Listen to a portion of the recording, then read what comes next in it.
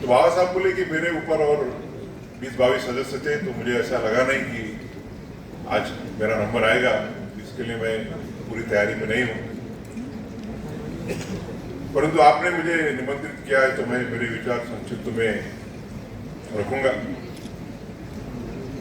बाबा साहब बोले कि जिस व्यक्ति से ये जो ऑब्जेक्टिव रिजोल्यूशन आया है,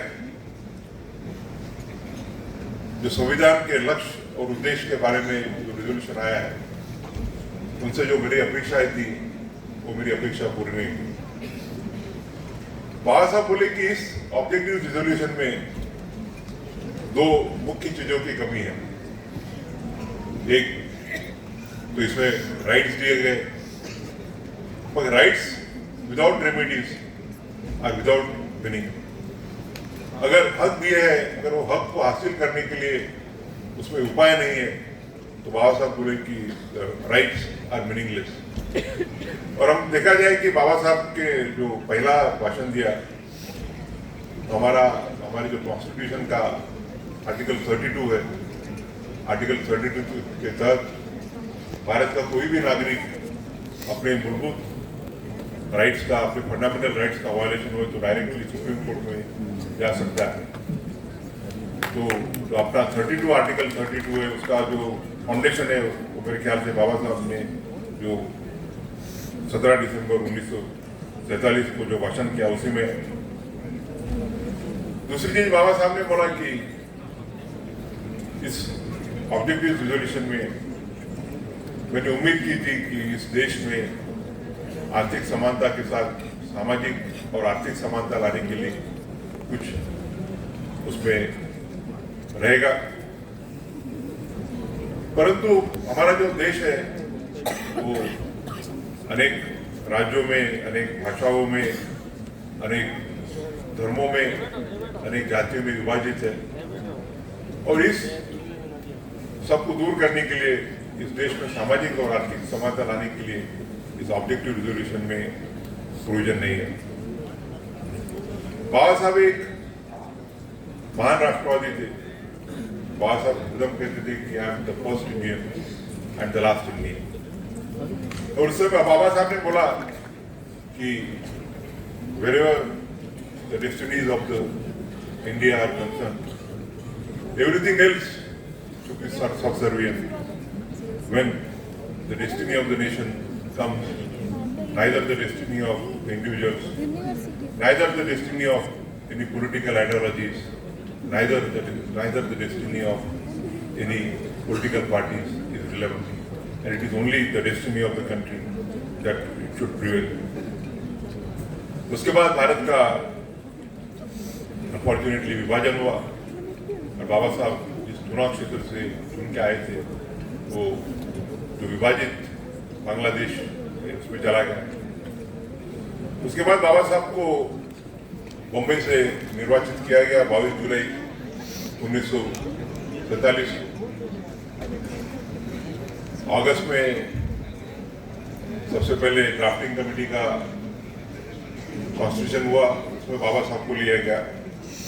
और उसके बाद में 29 अगस्त 1947 को बाबा साहब को जो अपनी ड्राफ्टिंग कमेटी उसका अध्यक्ष चुना गया। करीब करीब 1.5 साल ड्राफ्टिंग कमेटी ने कार्य किया। पूरे देश से सजेशन मांगे गए, पूरे देश से सुझाव मांगे गए, और काफी बड़ी मेहनत के बाद ड्राफ्टिंग कमेटी ने एक फाइनल ड्राफ्ट बनाया जो 4 नवंबर 1948 को डॉक्टर बाबा साहब अम्बेडकर ने संविधान सभा में प्रस्तुत किया। और उस ड्राफ्टिंग जो मसूदा है संविधान समिति का जो ड्राफ्ट है उसको पेश करते समय बाबा साहब ने भारतीय राज्य घटना का, भारतीय संविधान का ढांचा क्या रहेगा इसके बारे में विस्तृत ऐसा मार्गदर्शन किया।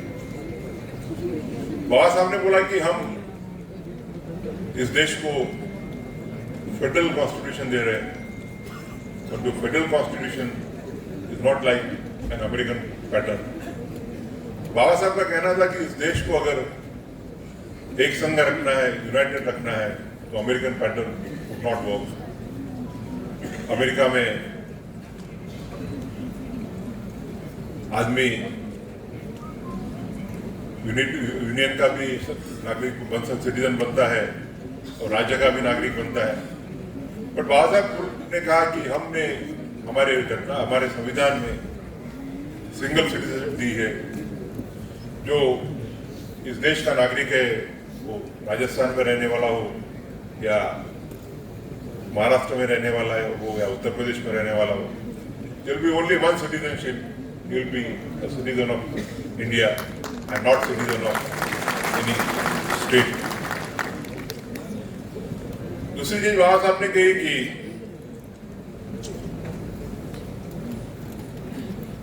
अमेरिकन पैटर्न में हर स्टेट को अपने अपने कानून करने की प्रोविजन है।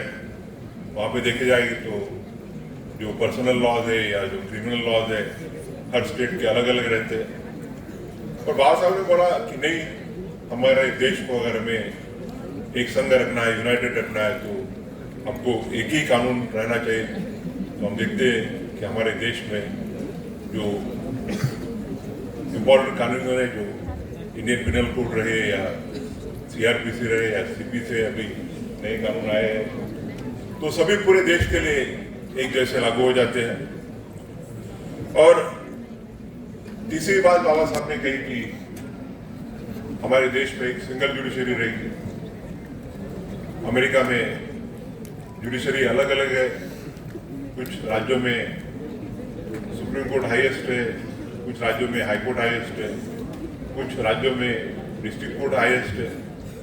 और वहाँ का जो सुप्रीम कोर्ट है, it has a limited jurisdiction to decide the dispute between either the federation or the states or between the two states. पर यहाँ पे हमारी जुडिशरी एक है, फिर वो ट्रायल जुडिशरी रहे, ट्रायल जुडिशरी से डिस्ट्रिक्ट जुडिशरी से हाई कोर्ट और हाई कोर्ट से supreme court. It's a unified structure wherein the judiciary is united. और तीसरी बात बाबा साहब ने कही, चौथी बात, कि देश को एक संघ रखने के लिए हमें ऑल इंडिया सर्विसेज रखनी पड़ेगी, जिस तरह जो इम्पोर्टेंट सर्विसेज है, फिर वो इंडियन एडमिनिस्ट्रेटिव सर्विस रहे, इंडियन पुलिस सर्विस रहे या बाकी के जो सर्विसेज है, वो ऑल इंडिया बेसिस पर रहेंगे, जिसके तहत एक राज्य के अधिकारी दूसरे राज्य में जाके कार्य करेंगे और जो इम्पोर्टेंट पोस्ट है वो एक यूनिफाइड कैडर रहेगा। आप देखते हैं कि हमारे SP साहब और कलेक्टर साहब दोनों उत्तर प्रदेश के, वैसे ही आपके राज्य के बिना हमारे महाराष्ट्र में आज आपके राजेंद्र कुमार जी बिना हमारे महाराष्ट्र राज्य के चीफ सेक्रेटरी है। तो देखते हैं कि हम पूरी दिशा, पूरे हमारे यहाँ पे हर राज्य में जो डाइवर्सिटी, यूनिटी इन डाइवर्सिटी जिसे हम कहा जाए, हम देखते हैं कि हर राज्य में देश के विभिन्न विभागों से आए हुए अधिकारी हैं, फिर वो साउथ इंडिया से आए रहे या नॉर्थ इंडिया से आए या कश्मीर से आए, और इस प्रकार देश को यूनाइटेड रखने में वो मदद करते हैं। बाबा साहब का सबसे ज्यादा इम्पोर्टेंट कॉन्ट्रीब्यूशन अगर कॉन्स्टिट्यूशन में रहा होगा तो बाबा साहब ने कहा था कि मेरा संविधान सभा में आने का मुख्य उद्देश्य तो सिर्फ दलितों का और जो बैकवर्ड क्लासेस है उनके हकों का संरक्षण करना ही था। और मुझे पता ही नहीं था कि मुझे ये मौका मिलेगा कि ड्राफ्टिंग कमेटी में मैं सदस्य बनूं और इस ड्राफ्टिंग कमेटी का जो अध्यक्ष बनाया जाएगा, ये तो मैंने कभी सपने में भी नहीं सोचा था। तो बाबा साहब ने कहा कि जैसा आदरणीय मेघवाल जी ने अभी अभी कहा कि वोटिंग राइट्स के बारे में जब सवाल आ गया था, बाबा साहब ने बोला कि नहीं, इस देश के सभी नागरिकों को, जो महिलाएं रहे या मजदूर रहे या जमींदार रहे, सबको वोटिंग राइट लेने चाहिए। और बाबा साहब ने यही कहा था कि सबको वोटिंग राइट्स तो रहेगी, मगर सबको एक समान वोटिंग राइट रहेगी। इसके पहले जो ब्रिटिश सिस्टम में थे उसमें प्रिविलेज लोगों को वोटिंग राइट्स रहते थे, और उसमें भी वोटिंग हर एक का डिपेंड रहता था। अगर समझो कोई जमींदार है, कोई राजा बड़े, तो उनको वोटिंग राइट्स अभी अलग अलग परसेंटेज में मिलते थे। मगर बाबा साहब ने कहा कि हमें सही अर्थ से इस देश में अगर डेमोक्रेसी लानी है, लोकशाही लानी है, तो we have to adopt the principle of one person one vote and one value. एक व्यक्ति, हर व्यक्ति को एक समान मत मिलेगा। तो हमारे सिद्धि कुमारी जी है, वो इस राजघरानी के, उनको भी एक ही वोट है, और उनके घर में कोई अगर समझो मजदूर काम करता होगा तो उसको भी उतना ही सेम वोटिंग राइट है। तो ये हमारी संविधान ने, बाबा साहब ने जो हमें संविधान दिया, उसने सबको एक समानता लाने के लिए जो दिया हुआ एक महत्वपूर्ण स्टेप है। दूसरा, बाबा साहब ने बोला था कि मेरे ऊपर क्रिटिसिज्म थोड़ा आगे आऊंगा उसके ऊपर मैं, तो बाबा साहब ने कहा था कि इस देश में अगर हमको सामाजिक और आर्थिक लोकशाही नहीं लाएंगे तो खरी तो सही रूप से यहाँ डेमोक्रेसी नहीं आ पाएगी। और बाबा साहब ने डायरेक्टिव प्रिंसिपल्स जो पार्ट 4 ऑफ द कॉन्स्टिट्यूशन है वो इसमें लाए कॉन्स्टिट्यूशन में, जिसके तहत मैंडेट दिया गया है कि लेजिस्लेचर और एग्जीक्यूटिव को that they shall follow this directive principles in making the laws and taking the executive decisions. तीसरी बात बाबा साहब ने जो 4 नवंबर के भाषण में गई थी कि हमारा मॉडल फेडरल है, but it's a flexible model. जो हमने घटना दी है वो नॉर्मल सर्कमस्टेंसेस में तो फेडरल रहेगी। हर राज्य के अधिकार, उसको जो उनके जो लेजिस्लेचर को जो हमने शेड्यूल में जो अधिकार दिए उसमें वो लेजिस्लेट करेंगे। जो एग्जीक्यूटिव है वो एग्जीक्यूटिव अपने क्षेत्र में कार्य करेगी। परंतु जब कभी भी देश में संकट आएगा, वो आंतरिक संकट हो या बाहर का संकट हो, तो उसमें प्रोविजन की गई है कि the constitution can turn also into a unitary constitution. और जैसा देखा जाए हम कि आर्टिकल 356 है, इसमें अगर देश में आंतरिक या बाह्य इमरजेंसी आती है, देश को एक संघ बनाने के लिए राज्यों के अधिकार केंद्र में ले सकते हैं। उसके बाद में करीब करीब 1 साल के ऊपर कॉन्स्टिट्यूएंट असेंबली में डिबेट्स हुए, और डिबेट्स होने के बाद में करीब 3000 के ऊपर अमेंडमेंट प्रपोज किए गए थे। और बाबा साहब अम्बेडकर ने जो अमेंडमेंट्स एक्सेप्ट किए वो कॉन्स्टिट्यूएंट असेंबली ने एक्सेप्ट किए, और बाबा साहब ने जिस अमेंडमेंट को विरोध किया था लार्जली, वो सब अमेंडमेंट रिजेक्ट किए गए। और इस सबके बाद में बाबा साहब ने 25 नवंबर जब पूरा ड्राफ्ट फाइनल हो गया और कॉन्स्टिट्यूशन को, संविधान को फाइनल रूप दिया गया, तो बाबा साहब ने जिस 26 नवंबर को हमने अडॉप्टेड द कॉन्स्टिट्यूशन, उसके एक दिन पहले अपने विचार रखे, रिप्लाई दिया जो कॉन्स्टिट्यूशन असेंबली में डिबेट हुए थे। तो बाबा साहब ने उनका जो 25 नवंबर का भाषण है वो एक सही, सब हर कानून के विद्यार्थी ने वो पढ़ना चाहिए। बाबा साहब ने उसमें जो हमारे कॉन्स्टिट्यूशन के ऊपर उन्होंने जो कॉन्स्टिट्यूशन के कुछ लोगों ने बाबा साहब के ऊपर दुहेरी एलिगेशन हुए गए थे। एक तरफ से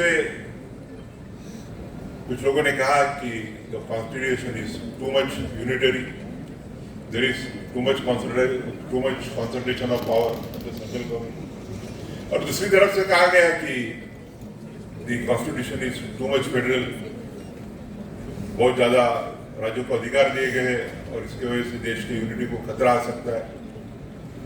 तो बाबा साहब ने कहा कि the constitution is neither to much federal, neither too much unitary. The only thing that I can assure you is that we have given our nation a constitution which will keep the country united both in times of war and times of peace. इस देश को war या piece के समय एक संग रखेगी, ऐसी हमने संविधान दिया है। आज हम देखते हैं कि 75 वर्ष के बाद में हमारे आजू बाजू के देशों में क्या हो रहा है। पाकिस्तान रहे या बांग्लादेश रहे या श्रीलंका रहे, अभी कुछ दिन के पहले मैं नेपाल गया था। मैं रविवार को वापस आया और सोमवार को नेपाल में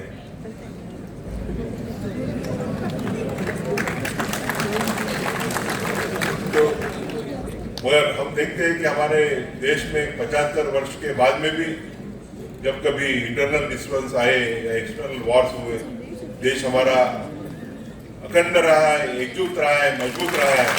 तो उसका अगर तो होगा तो हमारा जो संविधान है उसी को है। दूसरा, हमारा जो संविधान है वो सेपरेशन ऑफ पावर्स को मानता है, लेजिस्लेचर, एग्जीक्यूटिव एंड जुडिशरी। विधिपालिका हमारे पार्लियामेंट रहे या स्टेट लेजिस्लेचर रहे, कानून बनाने का काम करती है। एग्जीक्यूटिव जो है उसे इम्प्लीमेंट काम करने का काम करती है, और जुडिशरी का कार्य है कि जो पार्लियामेंट या लेजिस्लेचर कानून बनाते हैं वो कानून भारत का जो संविधान है उस संविधान के परिसीमा में है या नहीं है। और एग्जीक्यूटिव जो कार्य करती है वो एग्जीक्यूटिव का कार्य within the parameters of the constitution and within the laws है कि नहीं। कभी कभी ओवरलैपिंग हो जाता है, जैसा मैं हमेशा कहता हूँ कि इस देश में जुडिशियल एक्टिविज्म तो रहेगा ही। जब कभी भी लगता है जुडिशरी को, क्योंकि हमारी मेरे ख्याल से जो इंडियन जुडिशरी है it must be one of the strongest judiciary in the world. मुझे इन 2-3-4 सालों में काफ़ी देशों में जाने का और वहाँ के जो काउंटर पार्ट्स है जजेस उनके साथ में संवाद करने का काफ़ी बार मौका मिला। अभी मई में एक हफ्ते के लिए मैं और मेघवाल जी भी विभिन्न कार्यक्रमों के लिए गए थे, और बाबा साहब आम्बेडकर जिस घर में रहे थे लंदन में, उस घर में महाराष्ट्र सरकार ने स्मारक करके उसको रूपांतर किया है। और आदरणीय मेघवाल जी और हम बाबा साहब को आदरांजलि व्यक्त करने के लिए वहाँ गए थे। तो ब्रिटिश का जो सुप्रीम कोर्ट है इंग्लैंड का, जो यानी we got free from colonisation in 1947, तो वहाँ का जो सुप्रीम कोर्ट है या हाई कोर्ट है उसको लेजिस्लेशन को स्ट्राइक डाउन करने के पावर नहीं है।